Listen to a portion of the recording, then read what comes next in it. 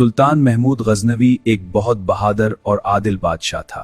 बहादुरी के साथ साथ वो अपनी नेकी, रहम दिली और इंसाफ पसंदी की वजह से भी मशहूर था। उसकी आदत थी कि वो भेस बदलकर रात के वक्त शहर की गलियों और कोचों का चक्कर लगाया करता था, ताकि रियाया के हालात से बाखबर रहे और उनकी तकलीफों का अंदाजा कर सके।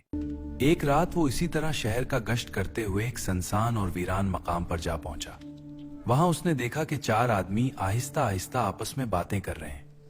सुल्तान उनके करीब गया और बोला, भाइयों, यहाँ क्या कर रहे हो? उन्होंने बेधड़क जवाब दिया, मियाँ, हम चोर हैं और चोरी के मुतालिक सलाह मशवरा कर रहे हैं।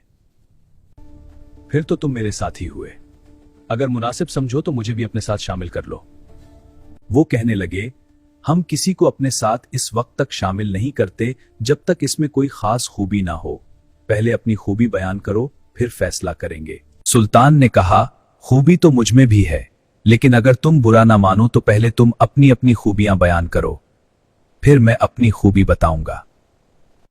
एक चोर बोला, मेरी खूबी यह है कि मैं सूंघ कर खजाने की जगह मालूम कर लेता हूं, चाहे वो पहाड़ के गार में हो या जमीन के अंदर। दूसरा बोला, मैं जानवरों की बोली समझता हूं। तीसरा बोला, मैं मजबूत से मजबूत ताला बगैर चाबी के खोल सकता हूं।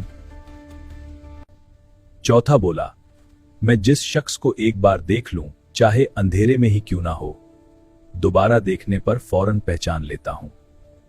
यह सुनकर सुल्तान ने कहा, मेरी खूबी यह है कि अगर कोई मुजरिम फांसी के तख्ते पर भी खड़ा हो और मैं जरा सा सर हिला दूं तो वो फौरन रहा हो सकता है। चारों चोर हैरान भी हुए और खुश भी। कहने लगे, तुम तो हम सबसे बढ़कर निकले, अब हमें किसी बात का डर नहीं। चुनाचे उन्होंने फैसला किया कि आज रात शाही महल में चोरी की जाएगी। रास्ते में एक गली से गुजरते हुए एक कुत्ता भौंका। सुल्तान ने पूछा, ये कुत्ता क्या कह रहा है?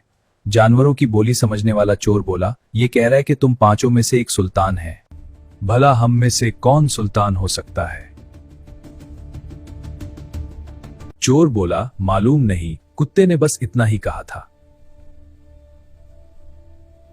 एक चोर ने सूंघकर खजाने की जगह मालूम की, दूसरे ने ताला खोला और उन्होंने अशरफियां और जवाहरात समेट लिए, मगर सुल्तान के कहने पर एक कीमती हीरा संदूक में छोड़ दिया। वो सब जंगल में अपने ठिकाने पर पहुंचे और माल को 5 हिस्सों में तकसीम किया। सुल्तान ने अपना हिस्सा ये कहकर वापस कर दिया कि दोस्तों, तुमसे मिलकर मुझे खुशी हुई है, ये हिस्सा मेरी तरफ से तुम्हारे लिए तोहफा है। वापस जाने से पहले सुल्तान ने चालाकी से उनके नाम और पत्ते मालूम कर लिए।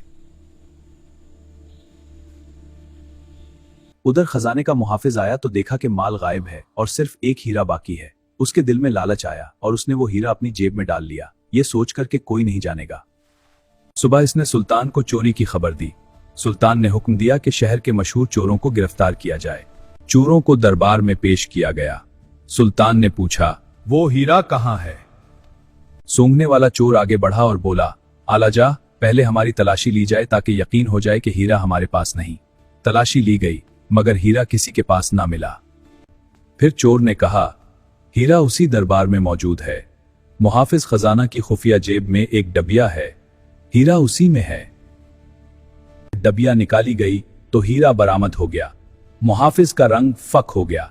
सुल्तान ने उसे गिरफ्तार करवा दिया और फरमाया, उसे गिरफ्तार करो। फिर सुल्तान ने चोरों की तरफ देखकर मुस्कुराकर कहा, तुम सब आजाद हो।